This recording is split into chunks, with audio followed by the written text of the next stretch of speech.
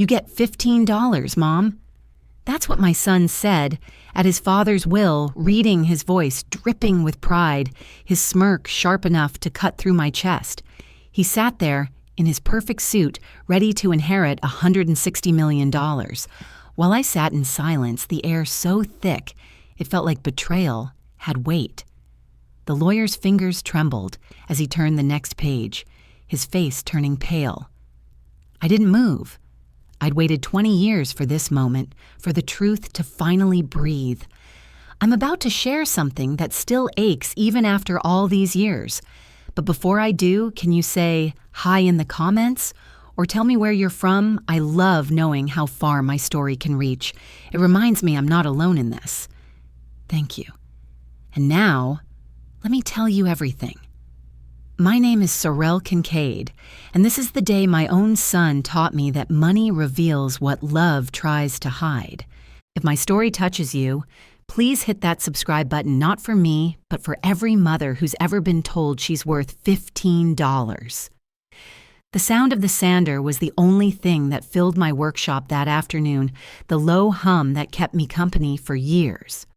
Outside, Sedona was fading into rust and gold, the kind of sunset that painted everything in copper.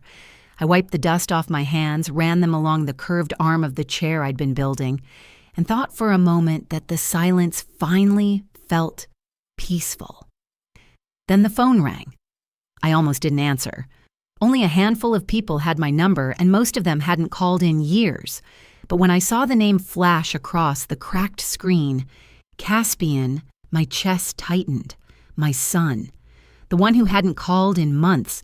The one who'd stopped saying Mom like it was something soft. Mom. His voice was flat, businesslike. Dad's gone. The world didn't stop. The sander still whirred. I stared at the floorboards as the words settled in. They're reading the will Friday morning. Sloan and Merritt, downtown Chicago. 10 sharp. He paused. I heard him exhale like someone rehearsing a punchline. "You'll get $15, Mom. Try not to miss your bus." A smirk lived in his tone, even though I couldn't see his face. The kind of smile his father used to wear when he thought he'd won an argument. Before I could speak, the line went dead. I stood still long after the silence louder than the machine. The desert wind slipped through the half-open window, brushing my arms with heat and sawdust. On the radio, a weatherman warned of a dust storm moving in from the east. I shut it off. $15. That's what my son thought I was worth. I looked around the workshop, my tools lined neatly, the half-finished chair, the framed photo on the shelf, Atticus Vale standing beside me, and our young son in front of Vale Tower, smiling for the cameras like we weren't already falling apart inside. Next to him was Nora Delgado, our old housekeeper, a woman who knew too much but never said a word. I lifted the frame. Someone had scratched the year off the back. In the corner closet hung my gray suit, the same one I'd worn the day I walked out of the divorce court 20 years ago when Atticus told the press I'd chosen peace over position. I pulled it down, brushed the sleeve. The fabric had stiffened with time, but when I slipped my hand into the pocket, my fingers touched something small and cold, a brass key. I didn't remember putting it there. I sat on the workbench and turned the key in my palm. The edges were smooth, well used, no tag, no lock to match. It shouldn't have been there at all. I set it aside, pulled down a photo album from the top shelf, flipping through years I'd tried to bury. Pages of ribbon cuttings, handshakes, a life polished for investors. On the last page behind the photo from that same Vale Tower opening, a thin envelope was wedged beneath the paper, backing sealed, yellowed, and addressed to me in Atticus's handwriting. I froze. He hadn't written to me since the divorce. The ink had faded, but his name was still unmistakable. I held it up to the light, but didn't open it. Whatever it was, it had waited 20 years. It could wait a little longer. The next morning, I packed my tools away, folded the gray suit into a small suitcase, and slid the sealed envelope into the inside pocket. Before closing the latch, I added my old steel ruler, the one I used to measure the frames Atticus once said were too small for ambition. Outside, the wind carried a faint haze of red dust across the desert. I locked the door, looked down at my hands, rough, scarred, steady. If there's ever a day to measure the truth, I whispered, it's tomorrow. And I drove toward the storm. Chicago greeted me with gray skies and glass. The wind sliced through the canyons of buildings, carrying the kind of chill that made you wish you'd stayed where it was warm. I stepped off the cab and looked up at Sloan & Merritt, the law firm that once handled every Vail contract. Steel and stone. No warmth, just reflections. Inside, the lobby smelled of leather and disinfectant. Security guards scanned every visitor. When I handed over my ID, one of them returned it with a visitor badge, a small rectangle etched in silver instead of the blue everyone else wore. Special designation, he said. Came straight from Mr. Sloan's office. I didn't ask. I just clipped it on. The elevator ride was long and silent. On the 40th floor, the doors opened to a hallway of black marble and floor-to-ceiling glass. My reflection looked like a ghost in the pane, older, sharper, but still holding itself together. At the end of the corridor stood Caspian. Perfectly tailored suit tie knotted with precision hair slicked back like he'd stepped out of one of Atticus's old investor brochures.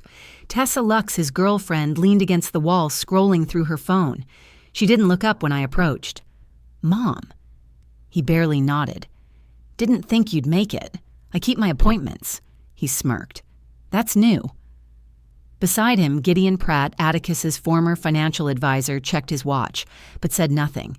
His eyes flicked away when I caught his glance. I remembered his name in the papers years ago, tied to some consulting miscalculation that vanished overnight. Before I could respond, a deep voice called from the conference room. Whitaker Sloan stepped out. Gray suit, impeccable face composed. "Mrs. Kincaid," he said, extending a hand with quiet respect. "Thank you for coming." His handshake was steady, his eyes assessing but kind. He led us inside a room paneled in dark mahogany. Windows framed the skyline rain threatening behind them. A long table gleamed under pendant lights. Crystal water glasses caught the reflections like tiny mirrors. "Let's proceed," Sloan said, taking his seat at the head. "Per Mr. Vail's instructions, we'll read every clause verbatim." Caspian sighed, impatient. "Can we skip the small stuff? Everyone knows where this is going." Every word Sloan repeated and began. The legal language rolled on like a quiet tide. I kept my gaze on the window, counting breaths. Each line carved a deeper distance between me and the life I'd once built. Halfway through, my phone buzzed. The name Nora Delgado flashed across the screen. I hesitated, then excused myself and answered in the hallway. Her voice was faint, breathless. "You came, didn't you? Good. There's something in the old Vail storage what we kept after the investigation. You'll need it." "What is it, Nora?" But she'd already hung up. I stood there listening to the echo of the line. The hallway lights reflected my face back at me, older, colder, but finally standing where I used to shrink. When I returned to the room, Sloan glanced at my silver badge and nodded almost imperceptibly, as if confirming something only he knew. Caspian didn't notice. He was busy checking his watch, eager to reach the part where wealth would finally wear his name. Tessa laughed quietly at something on her phone. Gideon whispered to her, but she waved him off. The lawyer's voice resumed, slow and deliberate. "And to my son Caspian Vail, I leave the penthouse at Vail Tower and the collection safe. The key, however, is held by your mother." Caspian's head snapped toward me. His mouth twitched into a grin. "Then I guess I'll be paying you a visit." "I don't have it," I said, calm as stone. "Then I'll drill it open," he replied like it was a joke. Sloan made a small note in the margin. His eyes, though, never left mine. Outside, thunder rumbled over the skyline, the rain finally breaking. I could feel the first drops sliding down the glass behind me, tracing paths like veins. In my pocket, the silver badge caught the faintest reflection of light, different from all the others. I didn't yet know what it meant, but I knew this much: someone somewhere wanted me to see more than what was on that table. The lawyer paused, closed one folder, and opened another thicker one. Now he said evenly, "Let's continue." And just before he turned the page, I thought I saw his hand tremble just slightly, like a man who already knew that the truth waiting inside could burn the room down. The rain had started while we were still in the room. It hit the windows in steady sheets, dulling the city below into smudged lights and rippling glass. Sloane's voice broke through the sound, calm and methodical, as he began listing the minor allocations. $50,000 to Nora Delgado, he said, for her years of service and discretion. Nora. The name struck like a memory I'd been holding at arm's length. I pictured her small, strong hands folding laundry the day Atticus told me our marriage was over. Even then, she hadn't looked surprised, just tired. $25,000 to Luis Alvarez Sloane continued, for never commenting on the nature of his passengers. A small chuckle rippled through the table, uneasy and forced. Then $100,000 to the Desert Pollinator Trust. That one pulled me upright. Sedona, the foundation I used to volunteer for before everything collapsed. I'd planted cacti in that soil with my own hands that later signed documents Atticus swore were harmless. Caspian looked bored, flicking a pen cap back and forth. "Can we get to the serious part?" he said. Sloane ignored him. $5,000 to Gideon Pratt, he went on with the recommendation that he re-enroll in ethics and finance at his earliest convenience. The pen in Gideon's hand froze. His smile was tight, his skin gone pale. Tessa let out a faint laugh, but it died quickly when Sloane read the next line, and one counterfeit Birkin bag to Ms. Tessa Lux, mistakenly left in my closet years ago. Tessa's eyes snapped up. "Excuse me, it's listed here," Sloane said, handing her the page. "He specifies, may she return it to its rightful shelf at the outlet where she found it." The room went still. Caspian shot up a glare that could have cut glass. "Enough of this," he said, voice hard. "Skip the circus and tell us where the real money is." Sloane's calm didn't waver. He turned the next page deliberately, letting the silence stretch until it broke on its own. To my son, Caspian Vale, he read, "I leave the penthouse at Vale Tower and the collection safe located therein. The key to said safe, however, remains in the possession of Sorrel Kincaid." For a second, all I heard was the air conditioner. Then Caspian's laugh, low mocking. "That's rich," he said. "You see, Mom, even in death, Dad wanted you to hand me what you took from him." I met his eyes. "I don't have a key." He leaned forward, elbows on the table. "Then I'll have it drilled open by noon." "Duly noted," Sloane said, jotting a line in his notebook. I sat still. My fingers brushed the pocket of my suit jacket where the small brass key rested the one I'd found back in Sedona. But I said nothing. The air felt heavier. Every breath weighted with what wasn't being said. Sloane flipped to the final section of the document, his voice steady as ever. And to my ex-wife, Sorrel Kincaid, he read $15 in cash for her bus ride home. The words landed like stones. Caspian burst into laughter, slapping the table.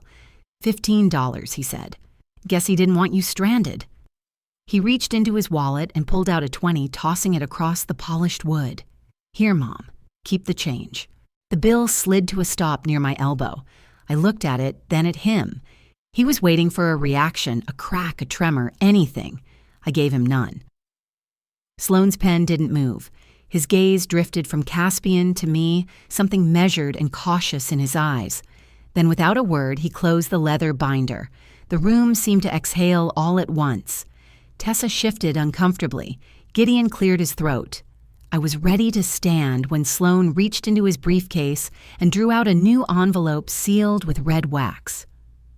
"We're not done," he said quietly. "There's a final addition to the will.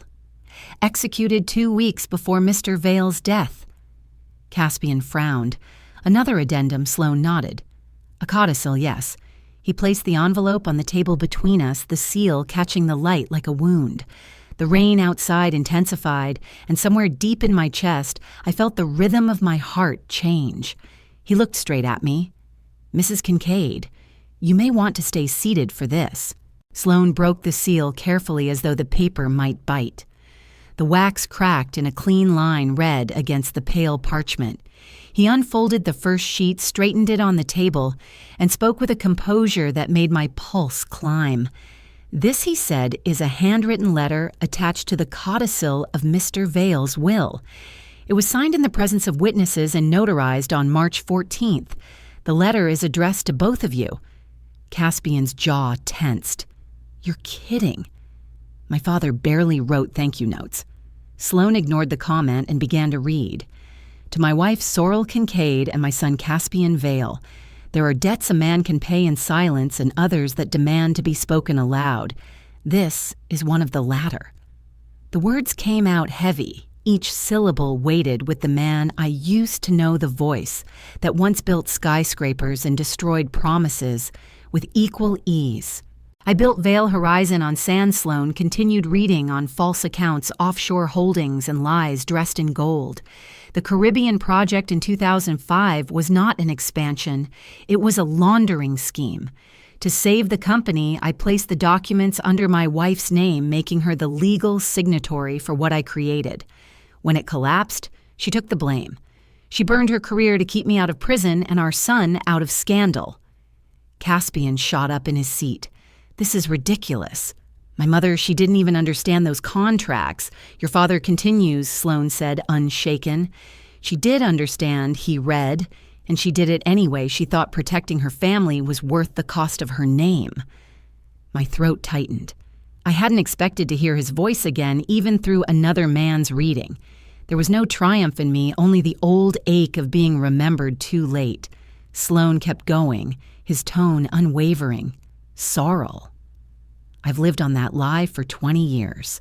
I called you disloyal, ungrateful, difficult when all you ever were was loyal to a fault. You carried our shame so I could carry my success. I'm sorry."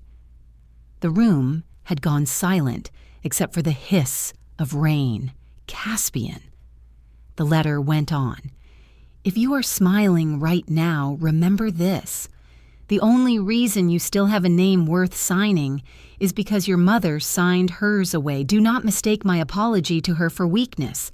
It's the only truth left I can afford." Caspian's voice cracked. He's lying. This was written by someone else. He wasn't in his right mind.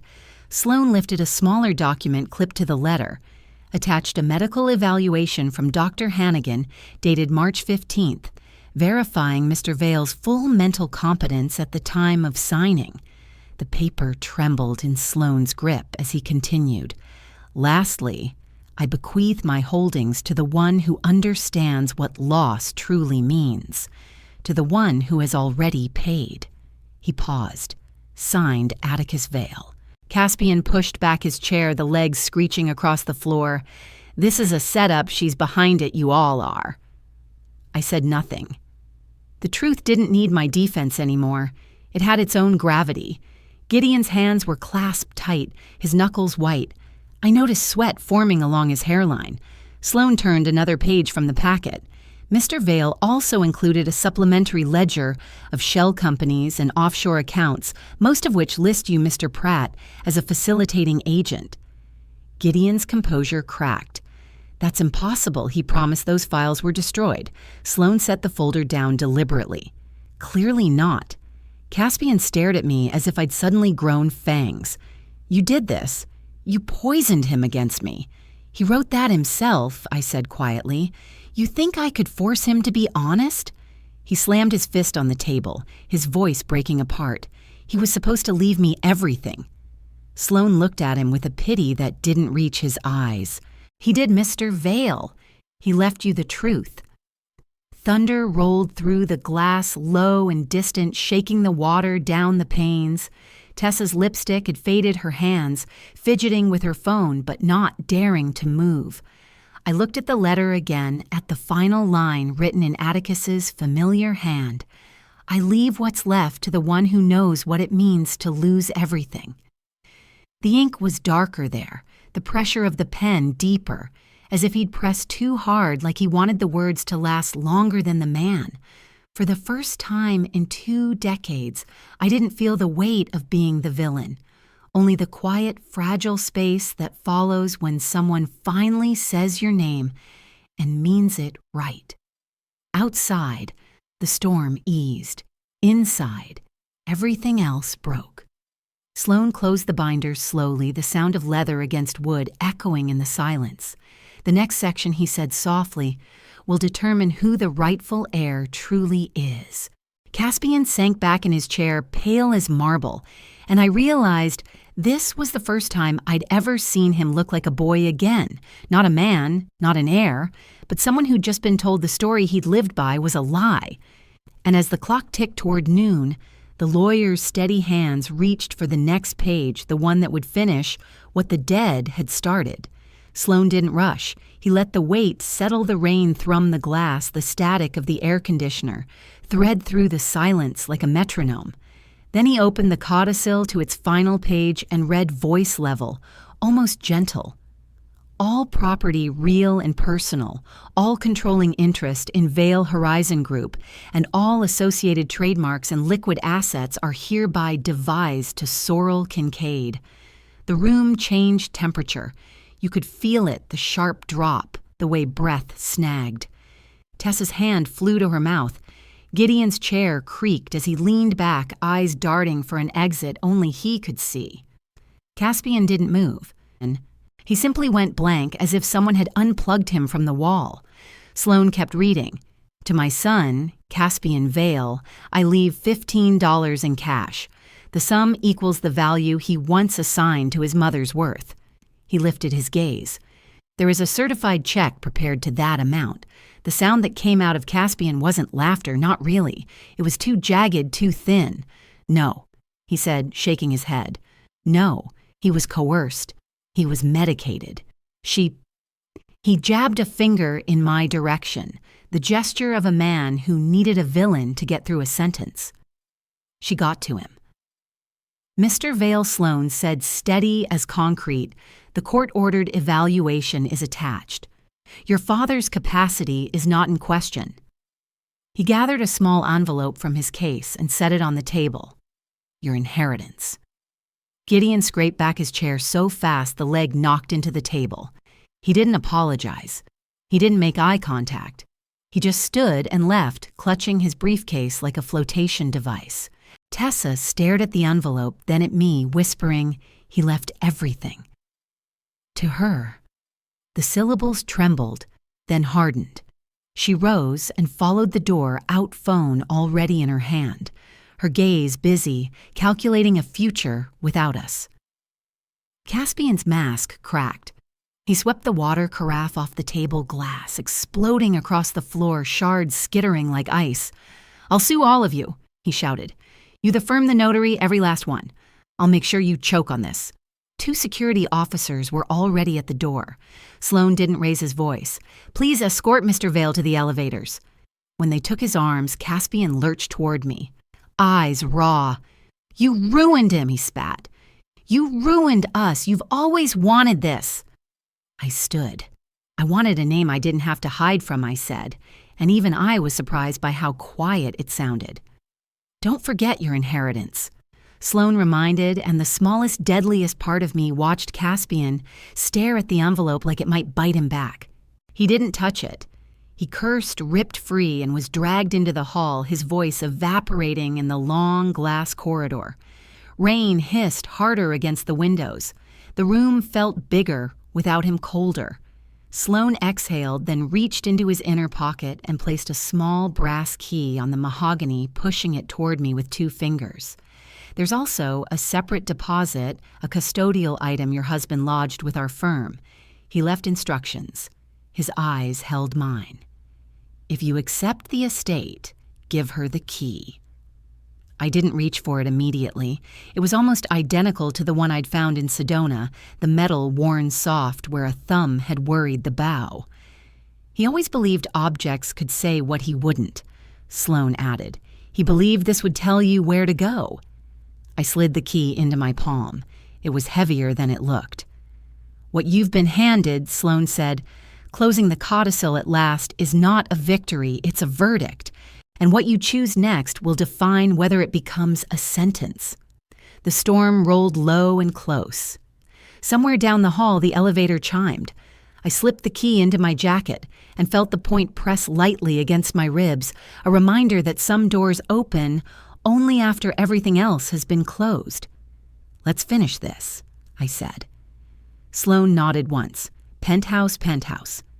We left the $20 bill on the table curling at the edge, where water had seeped in, and walked out into the hall where reflections doubled us on every surface, two figures moving toward whatever waited behind a locked frame. Night took the city fast. By the time we reached Vale Tower, the lights below looked like a necklace pulled too tight. The elevator climbed without a sound. At the top, a private vestibule opened into a living room curated to impress strangers, limestone hearth, unused perfect books placed at careful angles, a single blanket folded with military precision. It felt like stepping into a museum of a man who'd never sat down. Sloan disarmed the alarm and stepped aside. "Take your time," he said. The guard stayed in the hall. I walked through rooms I had only ever seen from the threshold. The kitchen all steel, the bedroom made of corners, a den lined with awards, photographs from groundbreakings and black tie galas, a life choreographed in gloss, then the office dark wood, a desk too wide for conversation, and on the far wall a large abstract painting framed in thick walnut. Sloan rested a hand on the frame. He referenced the piece in his instructions, he said. He liked metaphors. I ran my fingers along the underside of the molding and felt a small notch. The brass key slid in and turned with a muted click. The painting loosened and swung forward on quiet hinges, revealing a recessed wall, safe no bigger than a bread box. "This is it," Sloan murmured.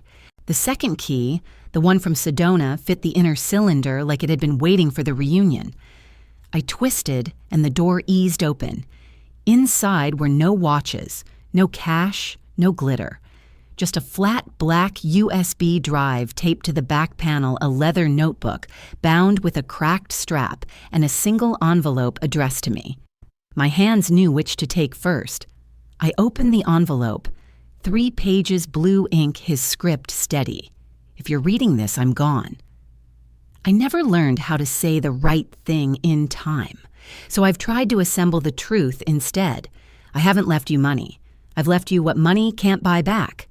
The files on the drive include wire transfers, corporate registries, the Cayman payments, and my signed statements.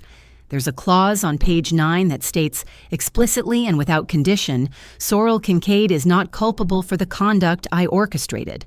Publish or don't. I am no longer entitled to ask you for another favor. I closed my eyes. For 20 years, I had swallowed other people's versions of me.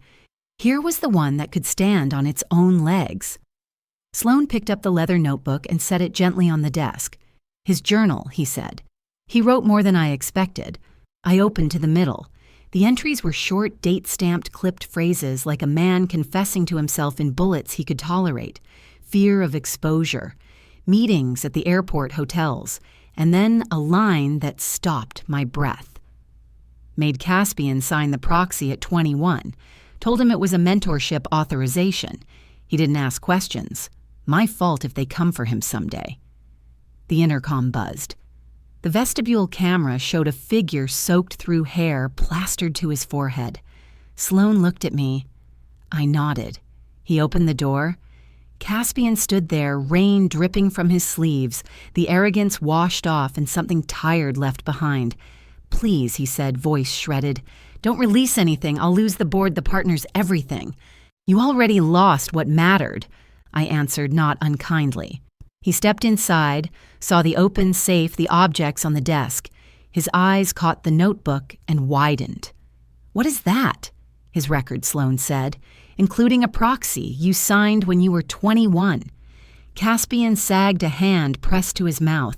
He said it was a form to let me shadow him. I thought he swallowed. I didn't read it. I know I said. A soft scuff sounded in the hall. Tessa slipped in from the kitchen corridor, mascara traced down her cheekbone, half hidden in her palm camera lens bright. "This is history," she whispered, angling for the shot. "People will pay for this." Sloan moved faster than I'd seen all day. He caught her wrist, plucked the phone free, and set it face down on the desk. "Recordings in a private residence without consent violate state law," he said. "Leave now, Ms. Lux. Any data you've transmitted will be subpoenaed, and if it compromises investigations, you will be charged." Her eyes flashed, then iced. "Enjoy your empire," she said to Caspian. "Oh, right, you don't have one." She slipped out, door snicking shut, perfume souring the air in her wake. Caspian turned to me, shaking. "I didn't know," he said again, smaller this time. "I swear to you I didn't know." "Neither did I said, until I had to." I set the USB on the desk between us the way Sloan had set the key.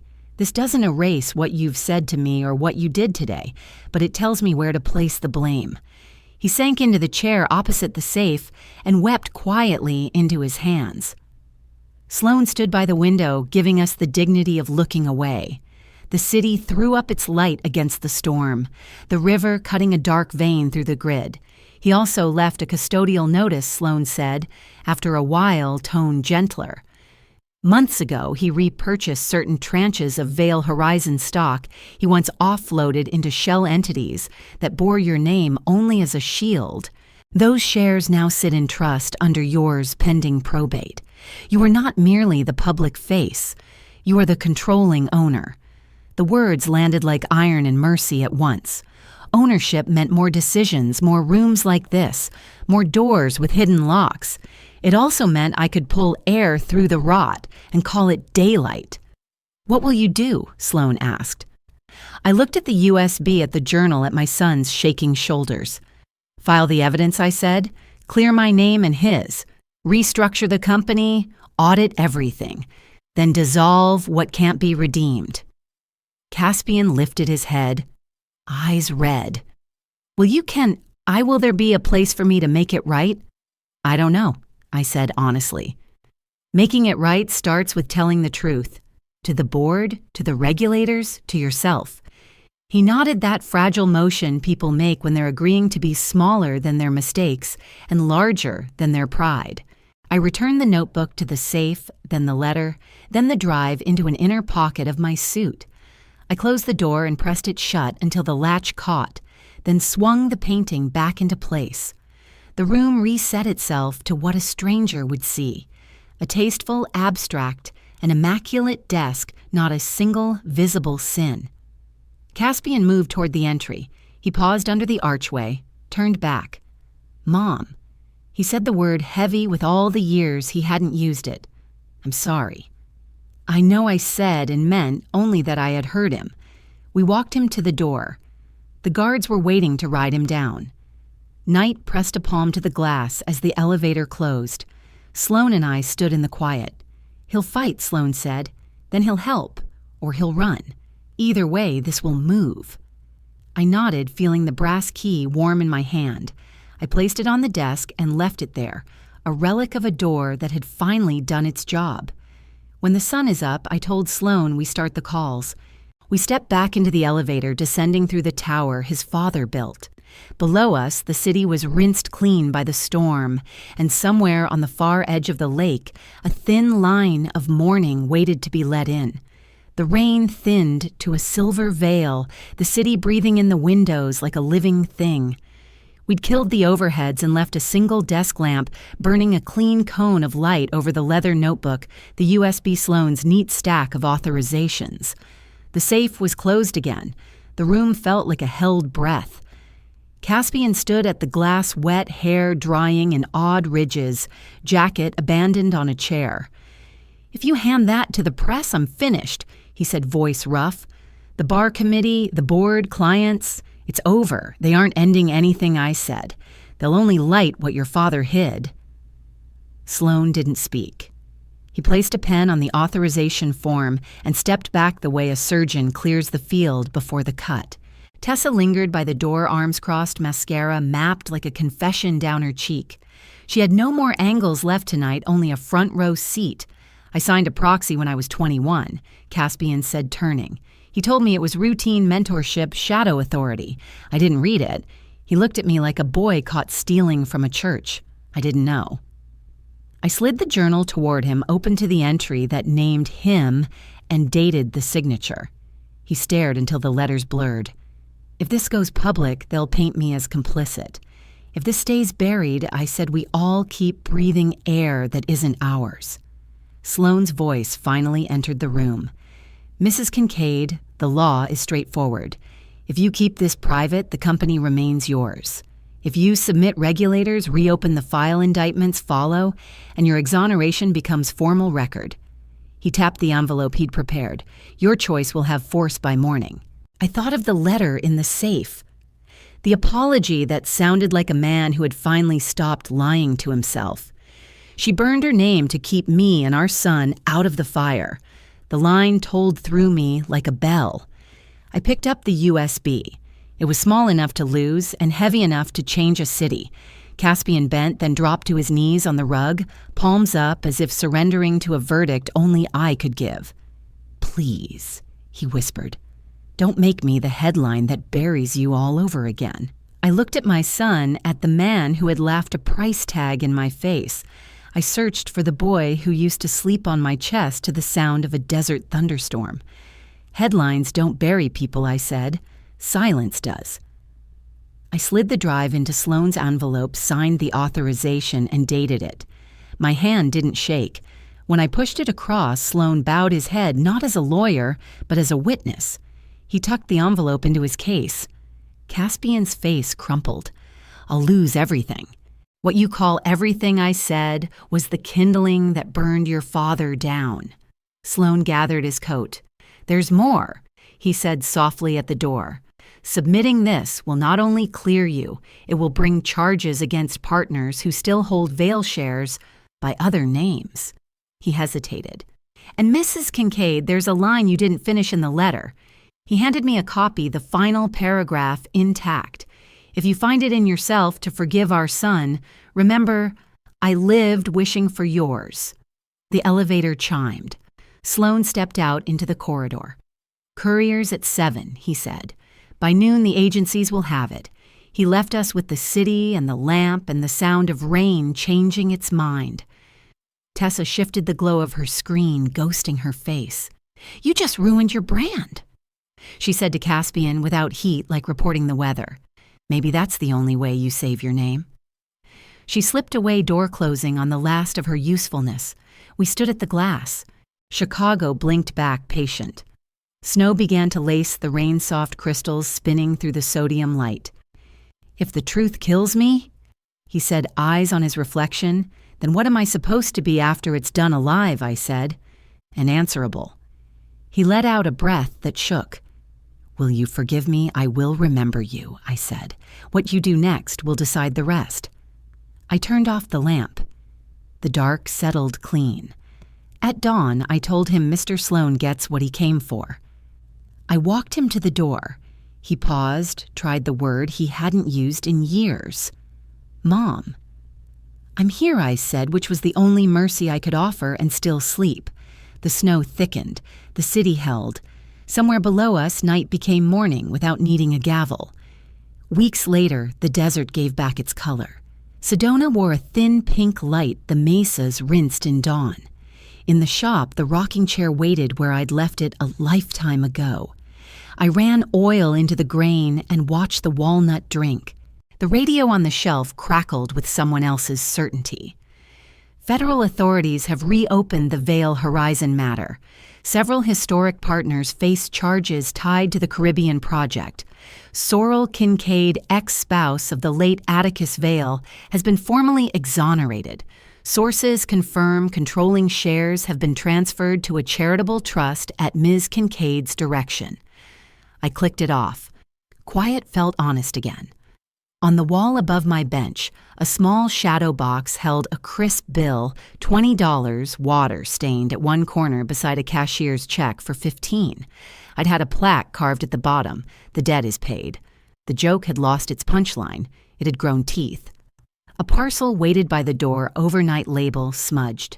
Inside was a note in a handwriting I knew too well by now, for the ride home, wherever that is now. Caspian's check for $15 lay beneath, uncashed, folded, once. I set it next to the brass key on the windowsill. Neither belonged in a bank. The phone rang. Sloan. "It's done," he said. "The agencies have what they need. The trust is filed. Vale Horizon will pivot to grants under the foundation you named. We kept your name off the marquee and on the deed." "Good," I said. "I never wanted the stage. Caspian has agreed to cooperate," he added. "The committee suspended his license for a term. He starts at a legal aid clinic next month. He asked me not to tell you. I decided I would." I thanked him and hung up. Outside the cholla field wore white blooms like tiny lanterns. The wind came down the wash, dry and clean. I took the gray suit from the closet and stitched a loose seam on the cuff thread, slipping neatly through old wool. I pressed it, then carried it out to the line. Sun warmed the cloth and lifted the last of Manhattan from it. A truck door shut. When I turned, Nora Delgado stood at the gate, a paper-wrapped bundle in her arms. She had aged in the ways that made a face kind. "I promised you I'd bring them when it was time," she said, passing me a cluster of cactus flowers the color of milk. "You left something behind, but it wasn't money." We sat on the shop steps, mugs of coffee steaming in our hands, the day opening like a map.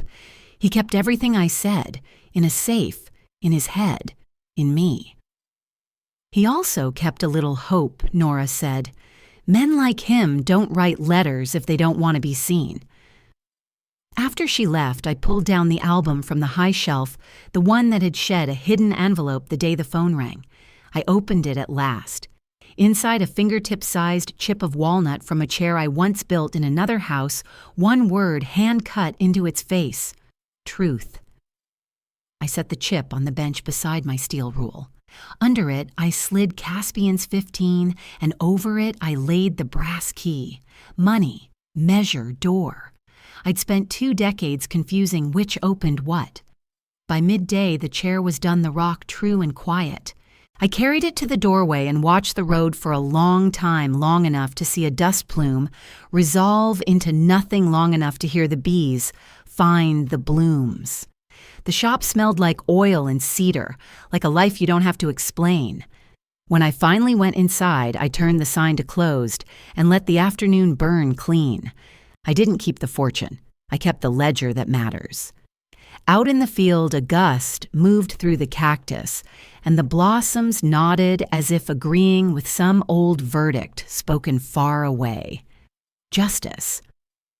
I decided it's a slow plant. It takes root in bad soil and drinks little, but it blooms quietly, stubbornly, right where it was told it couldn't.